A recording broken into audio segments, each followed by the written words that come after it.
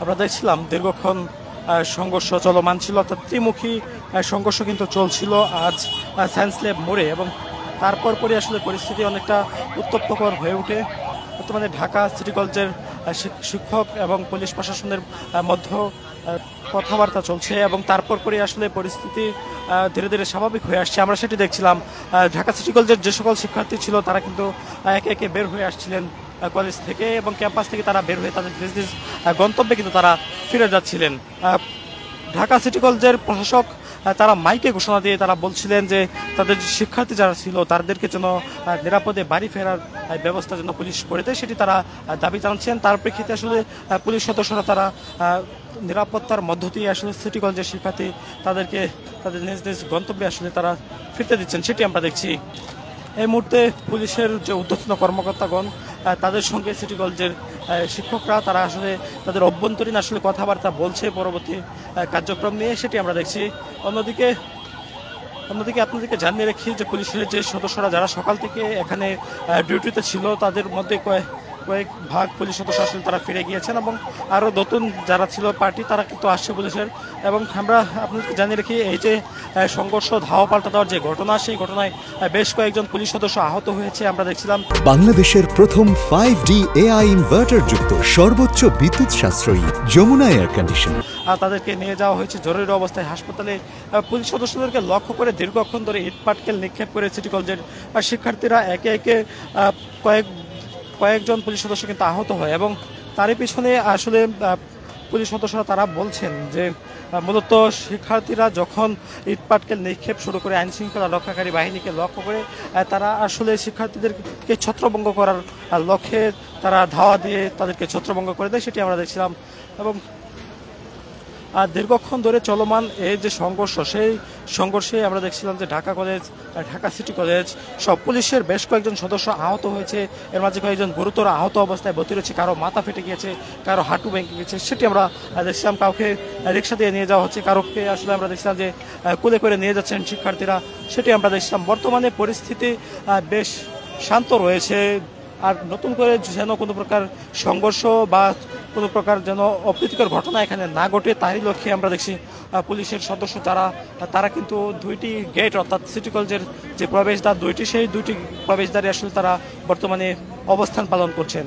City কলেজের শিক্ষার্থীদের মধ্যে যে ধাওয়া পাল্টা দেওয়া এবং চলমান যে সংঘর্ষ, সেই সংঘর্ষ কিন্তু বেশ কয়েক দফায় চলে, পুলিশের সঙ্গেও চলে এবং ঢাকা কলেজের সঙ্গেও চলে। অর্থাৎ এই সংঘর্ষের মধ্যে ত্রিমুখী একটি সংঘর্ষ এখানে সৃষ্টি হয়, এবং তারপর পরে আসলে পুরো সায়েন্স ল্যাব এলাকা জুড়ে আসলে উত্তপ্তকর হয়ে ওঠে।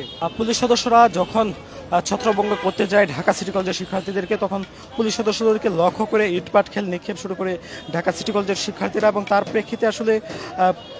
প্রেক্ষিতে আসলে পুলিশ সদস্যরা তাদেরকে আসলে লাঠিচার্জ করে, এবং সেই লাঠিচার্জে তাদেরকে ছড়িয়ে ছত্রভঙ্গ করে দেয়, সেটি আমরা দেখছিলাম। এবং ঢাকা কলেজ ও ঢাকা সিটি কলেজ শিক্ষার্থীদের সংঘর্ষের জেরে রণক্ষেত্র পরিণত হয়ে আজ রাজধানীর সায়েন্স ল্যাবরেটরি এলাকা। শিক্ষার্থীদের শান্ত করতে বিপুল সংখ্যক পুলিশ বর্তমানে উপস্থিত হয়েছে এই এলাকাতে, এবং ঢাকা কলেজের শিক্ষার্থীরা সায়েন্স ল্যাবরেটরি মোড় অবরোধ করে আগুন জ্বালিয়ে বিক্ষোভ করছিল, যার ফলে বন্ধ হয়ে যায় মিরপুর সড়কে যানবাহন চলাচল। পরে পুলিশ আবার ধাওয়া দিয়ে তাদেরকে সড়ক থেকে উঠিয়ে দেয়। সরজমিনে আজ দেখেছি আমরা যে সায়েন্স ল্যাব মোড়ে সিটি কলেজের সামনে অর্ধশতাধিক পুলিশ সদস্য তারা কিন্তু বর্তমানে অবস্থান করছে, এবং সিটি কলেজের যে গেটগুলো রয়েছে সেগুলো আসলে তারা ঘিরে রেখেছেন। বিপরীতে ঢাকা কলেজের শিক্ষার্থীরা অবস্থান নিয়েছেন সায়েন্স ল্যাব মোড়ে, তারা অবস্থান নিয়েছিল, তারপরে পুলিশ সদস্যরা তাদেরকে আসলে ধাওয়া দিয়ে তাদেরকে সরিয়ে দেয়।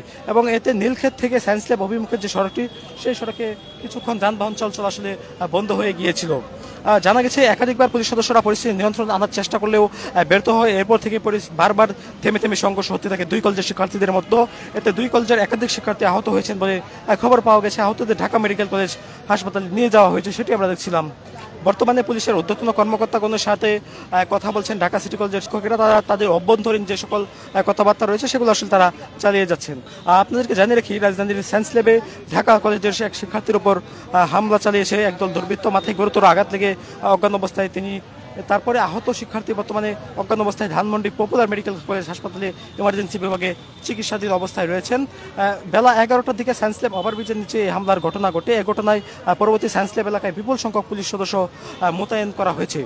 আহত যে শিক্ষার্থী বর্তমানে পপুলার হাসপাতাল যিনি ভর্তি রয়েছেন তার নাম মাশফিয়ান মৃদা। তিনি ঢাকা কলেজ উচ্চ মাধ্যমিকের বিভাগের একাদশ শ্রেণীর শিক্ষার্থী। নির্মমী হামলায় তার মাথা, নাক, চোখ, হাতে আঘাতপ্রাপ্ত হয়েছেন, সেটি আমরা দেখছিলাম। চিকিৎসকদের সঙ্গে কথা বলি।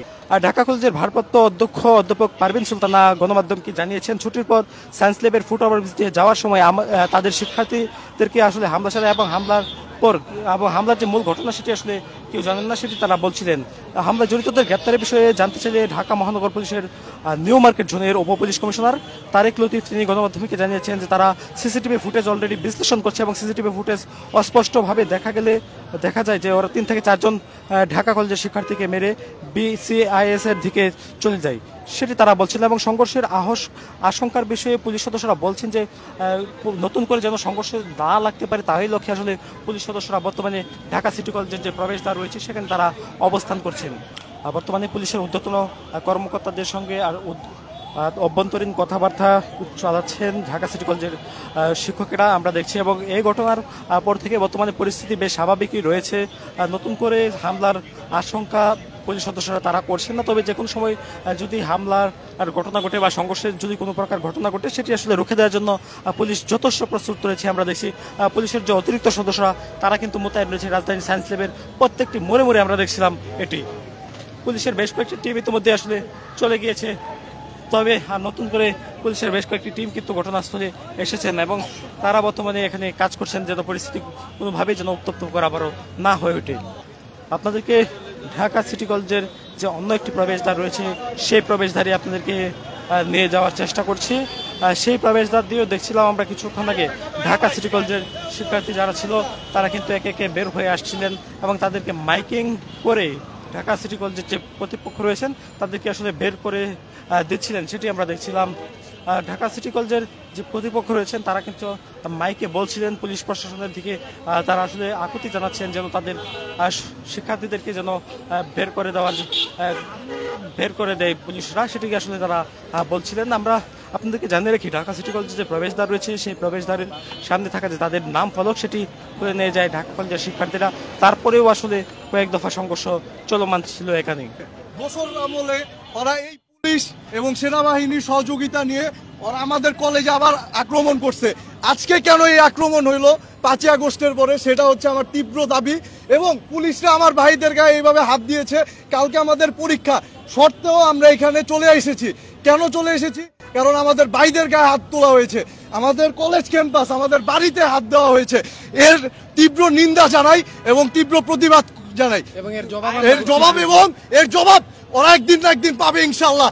স্বয়ং আল্লাহ আছে এবং আল্লাহ দেখছে এবং খুব শীঘ্রই এর তীব্রভাবে যতদিন আছি কলেজে, আমরা 25 ব্যাচ যতদিন আছি ততদিন ওরা বুঝে নিবে যে কলেজ কি জিনিস, সিটি কলেজ কি জিনিস। সিটি কলেজের ইতিহাসেও আমরা হারাই যাই নাই, আমরা বেঁচে আছি ইনশাআল্লাহ। বলতে চাইছিলাম ঢাকা কলেজের অধ্যক্ষ নিজে বলছিলেন যে পুলিশকে আজকে 11:30 থেকে 12টার মধ্যে উপস্থিত থাকতে, কারণ তারা ধারণা করছিলেন আজকে এরকম কিছু করতে পারে, কিন্তু পুলিশ উপস্থিত থাকে না। এটার জন্য ঢাকা কলেজের অধ্যক্ষ নিজে পুলিশের উপর রাগ করেছেন বা ক্ষোভ প্রকাশ করেছেন। তো এক্ষেত্রে পুলিশের পেশাদারিত্ব প্রকাশ পেয়েছে, এটারও আমরা তীব্র নিন্দা জানাই। দর্শকরা শুনছেন ঢাকা সিটি কলেজের শিক্ষার্থী যারা ছিল তারা আসলে বলছেন যে পুলিশ সদস্যদেরকে, পুলিশের যে ঊর্ধ্বতন কর্মকর্তাগণ তাদেরকে আসলে গতকালকে জানানো হয়েছিল তারা যে হামলার আশঙ্কা সেটি করছিলেন, সেই কারণে আসলে তাদেরকে গতকাল রাত্রেই তারা জানিয়েছিল যেন এখানে হামলার ঘটনা ঘটতে পারে, তারই লক্ষ্যে আসলে পুলিশ সদস্যকে তারা জানিয়ে রেখেছিল। তবে পুলিশ তাদের যে অভিযোগ পুলিশ সদস্যরা ঠিক সময়ে আসলে ঘটনাস্থলে আসেনি, যারই প্রেক্ষিতে আসলে এই সংঘর্ষ বা ধাওয়া পাল্টাদার ঘটনাটি আরো ব্যাপক আকারে ধারণ করে সেটি আমরা দেখছিলাম। এতক্ষণ ধরে সঙ্গে ছিলাম আমি আলসাদি। দৈনিক ইত্তেফাকের লাইভে যুক্ত হওয়ার জন্য সকলকে জানাচ্ছি আন্তরিক ধন্যবাদ।